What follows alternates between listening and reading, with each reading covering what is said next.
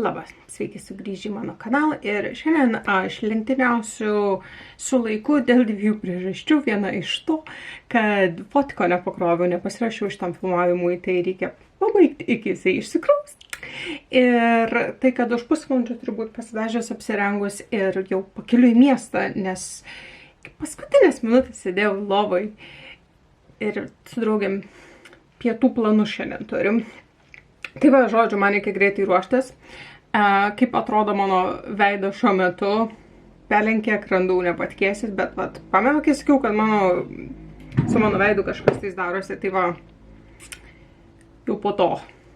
Čia tiesiog randai, tai nežinau dabar, kiek aš jau laiko gydysiuosi juos, bet ne pirmas kartas, taip sakant, turiu patvirtintų priemonių, tai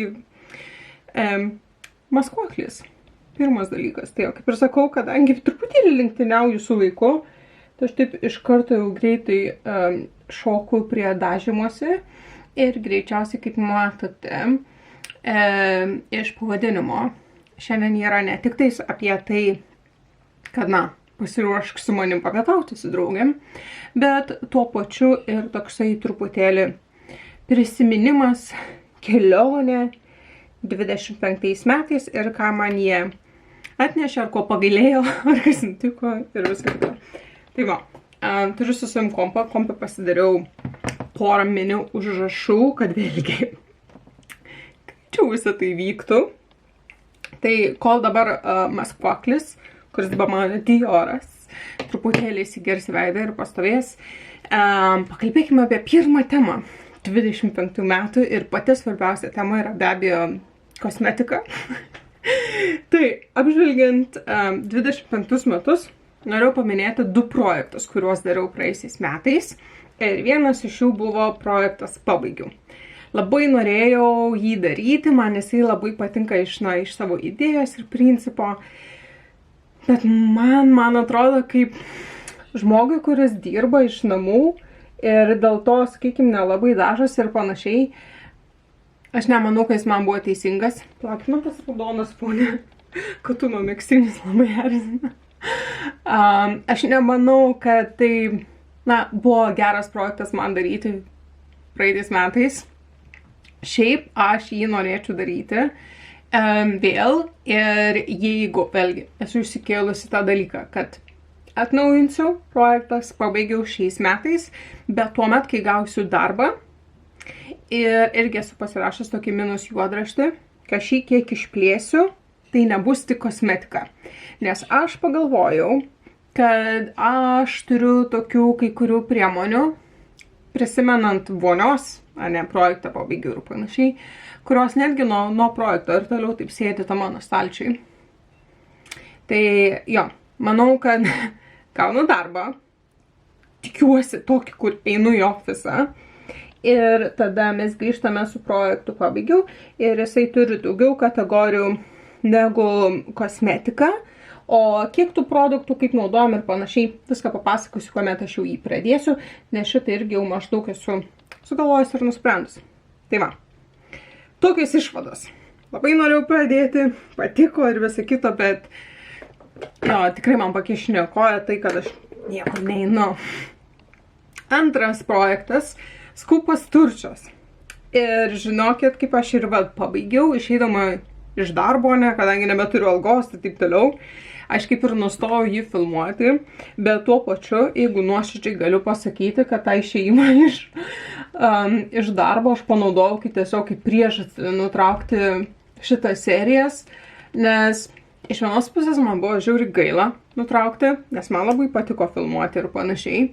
Bet iš kitos pusės man atrodo, kad mes kažkur nuėjom su tom serijom, Nes mano idėja visą laiko, kuomet pradėjau, buvo daryti tuos garsius, ten Versace, Dolce Gabbana ir taip toliau, brandus, senus brandus, kurie skaitosi kaip ten luxury, tas ir anas, Ir mes truputėlį nukrypom į tuos tokius, kaip, House'as, Charlotte Tilbury ir panašiai, kurie yra brangus, kainuoja tiek pat, kiek ten Yves Saint Laurent'as ar panašiai, bet tai nėra tai, ar net jie turi tą kainą prabangaus produkto, bet man labai trūko, kuomet mes apsipirkinėjom ten tos patirties, ane, jeigu jūs atsiverstumėt atgal ir pažiūrėtumėt tos video, kaip išpakuoji Gucci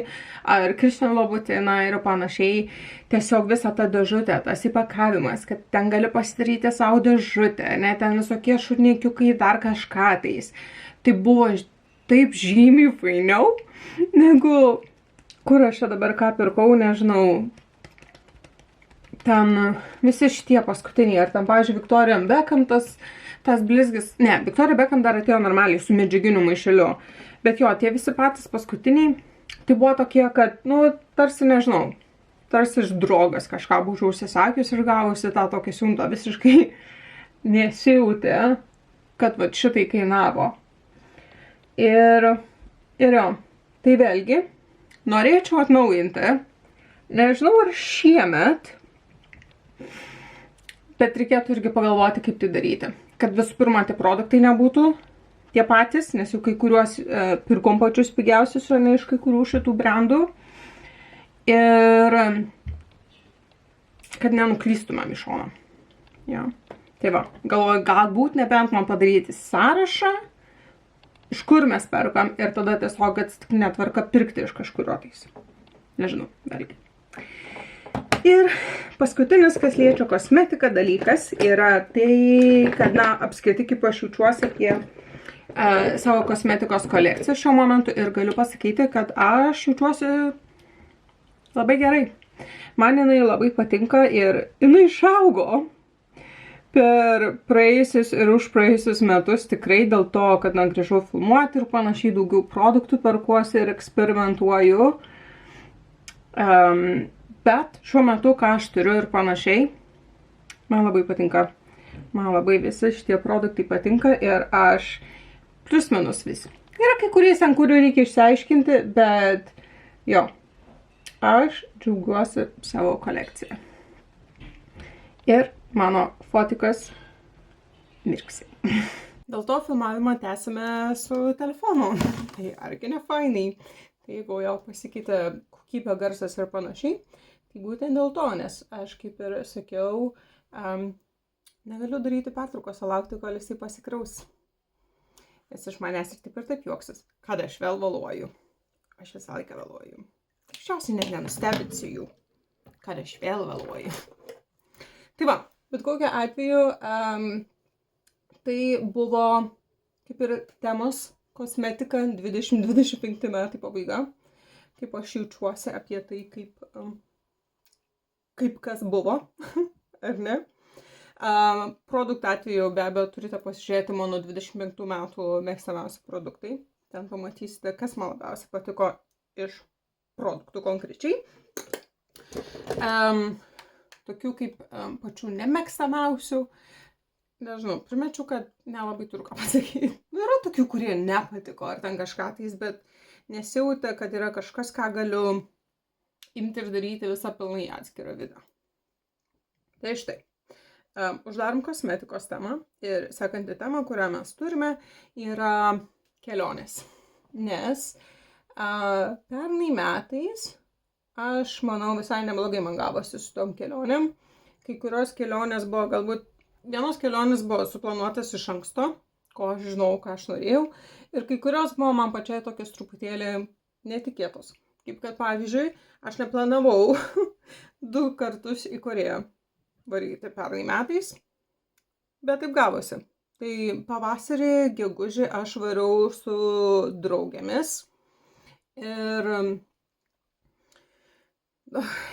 daug kas buvo tenais tos kelionės metu. Iš dalies pagrindė viskas būtų buvę fainai, jeigu ne mano darbas, nes važiuojam ten 3 savaitėm, o gavosi tai, kad visas darbo dienas iš ten aš plius minus dirbau.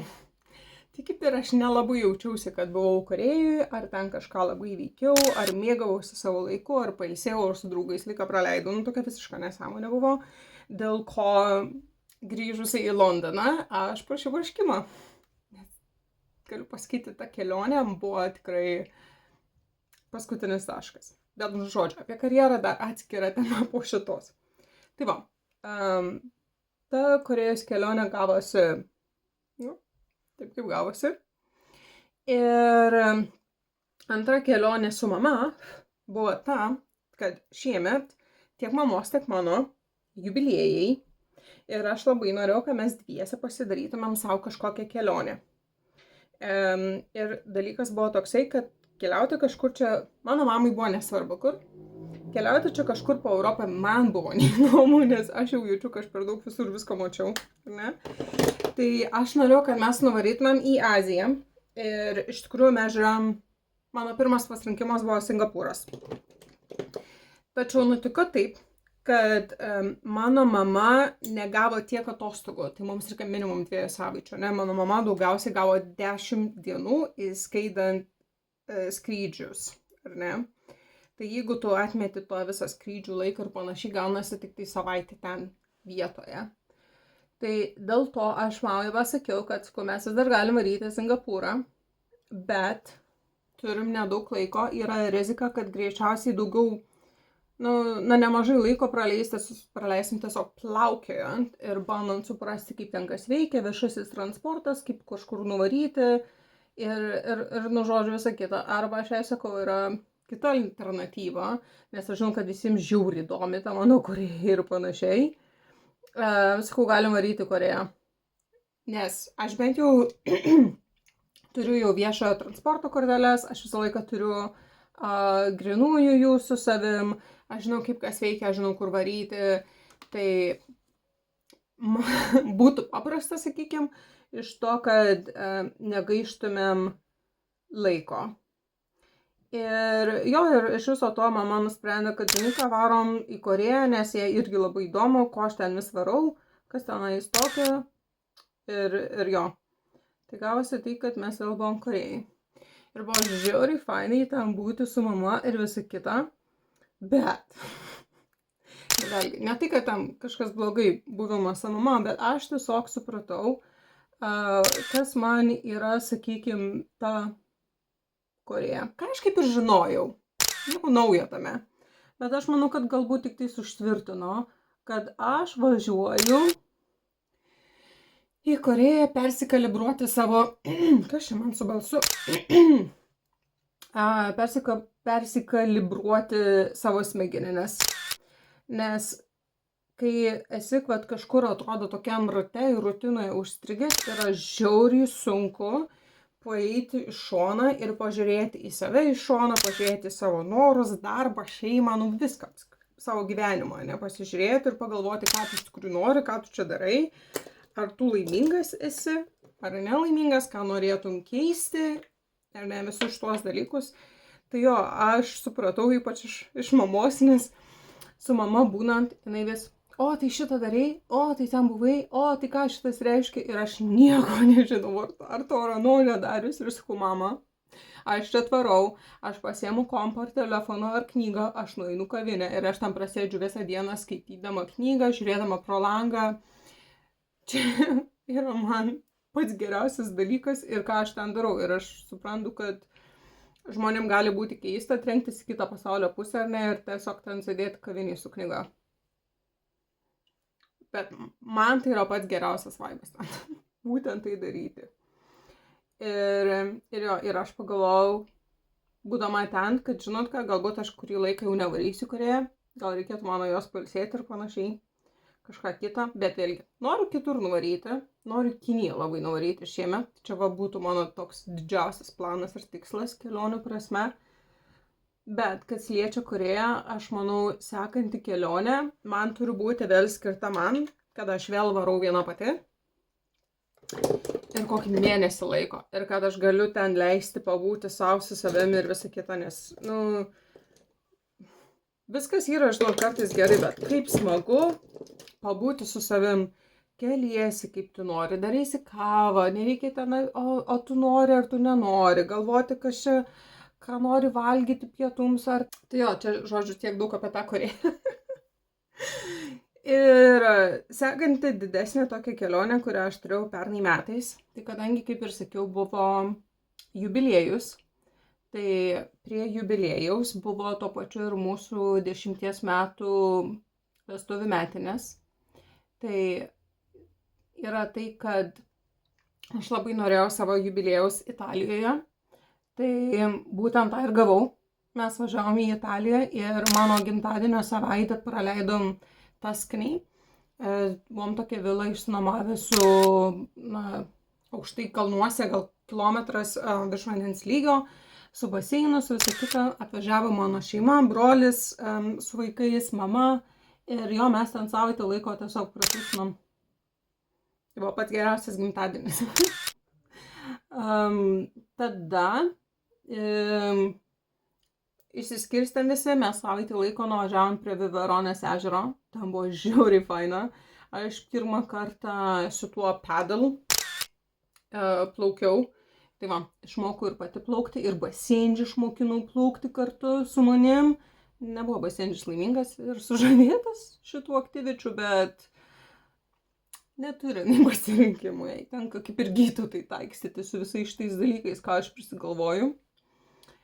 Tai va, ir tada dar sekanti savaitė, nes ir maždaug mano gimtadienis nieko savaitė ir tada vestuvių metinės, tai tą vestuvių metinę savaitę jau pagal Gytautą išsirinktą vietą, nes jisai ten labai norėjo, važiavome arčiau Mont Blanco ir pačias vestuvių metinės šventėm Šamoniks.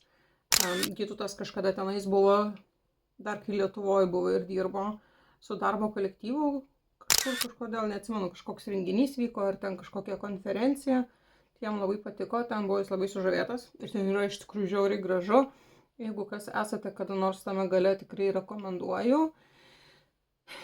Tai jo, Šamonikse buvom, būtent vestuvių metinių dieną, o tada dar buvom kokią savaitę laiką ar panašiai apsistoję Prancūzijoje Fleine.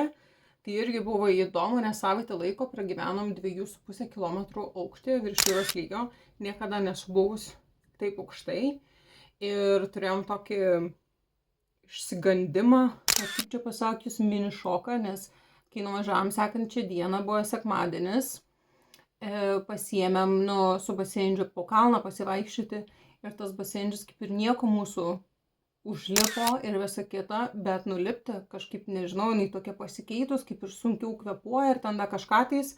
Man prasidėjo panika, kai jai ten priepuolis, žodžiu. Tai nuo kalno teko šunį parsinešti.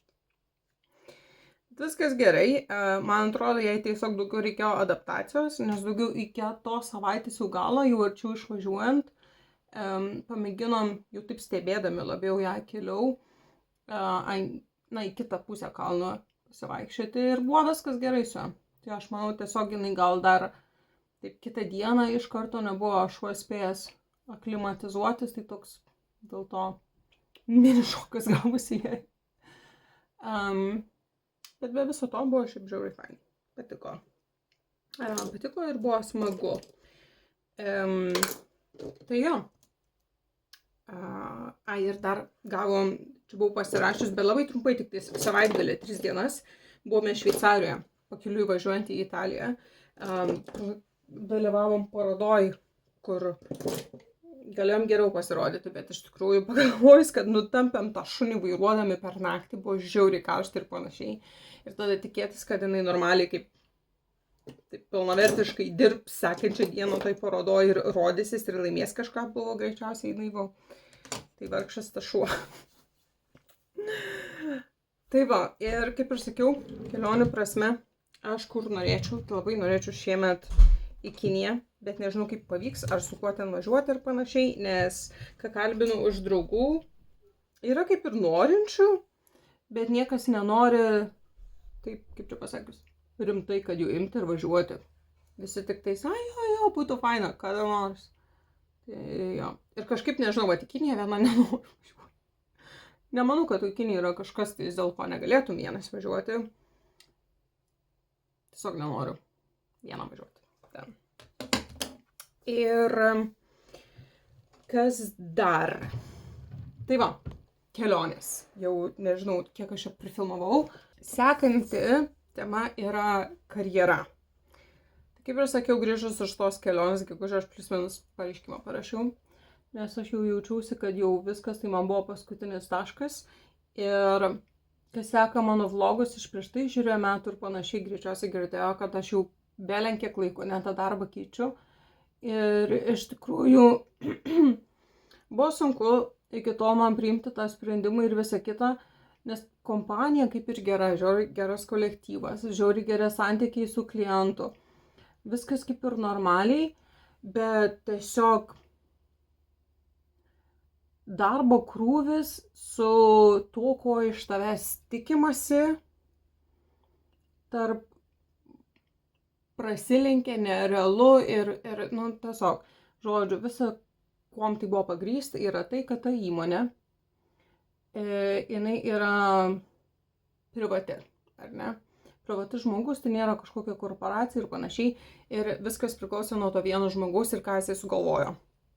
Būna jisai dingsta kuriam laikui, pamiršta apie tavo egzistavimą ir tada viskas gerai, susikaupi, dirbi ir atrodo normaliai, bet tada praeina kažkoks laikotarpis, ne, ir jisai ateina ir susigalvoja, sugalvau šitą, mes dabar šitą darom kaip produktą, va čia šitas, va taip ir anaip, čia man dabar to ir ano reikia. Ir tada tu jam manai aiškinti, kad, keisti produktą yra, okei, viskas su to, ar ne, bet reikia strategijos. Reikia išsiaiškinti, ar mūsų komanda gali padaryti tą tokį tavo naują produktą ir panašiai ir taip toliau. Ir tai kiekvieną kartą baigdavosi ginču, nes jisai padarydavo iš tavęs tokį kažkokį piktybinį, tarsi tu nenori dirbti ar padaryti to darbo, kai tu elementariai tiesiog bandai paaiškinti ar išsiaiškinti, kaip tai padaryti realybę, ar ne, nes nuo idėjos iki jos įgyvendinimo, plano reikia. Tai va, šitokie momentai būdavo labai labai sunkus.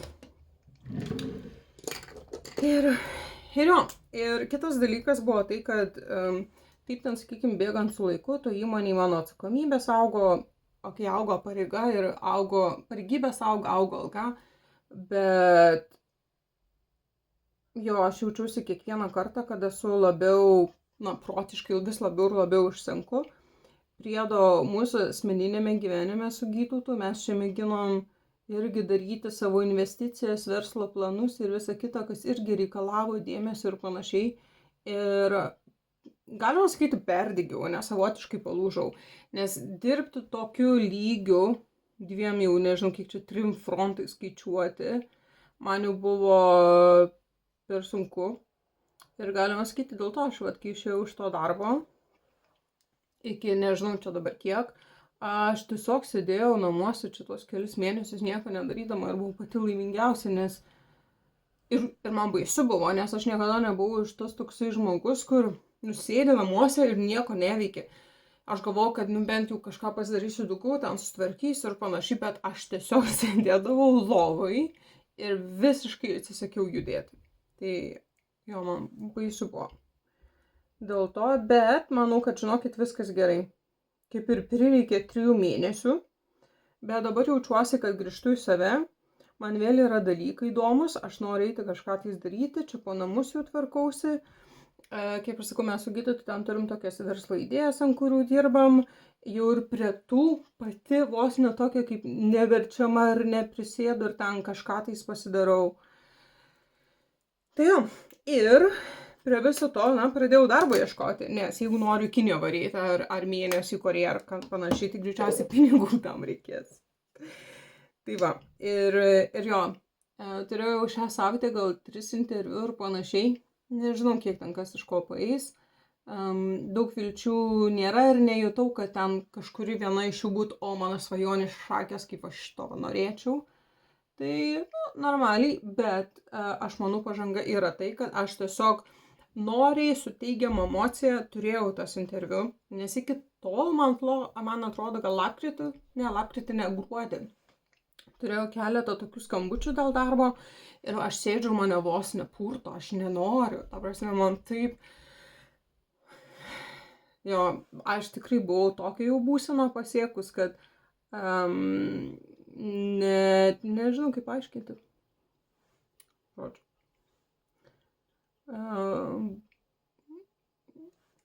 šneku tik tai dabar pagalvoju ir nieko nepasakoju, nei ką aš darau, nei kaip darau, bet greičiausiai iš video suprantat, kad čia, žodžiu, ne make-upo tutorialas. Tai va, ir dirba man tų verslo idėjų, kur mes čia su Gytautu turim, nežinau, kaip tam mums seksis ar kažką tais, bet iš kitos pusės nemėginsi, nežinosi, ne?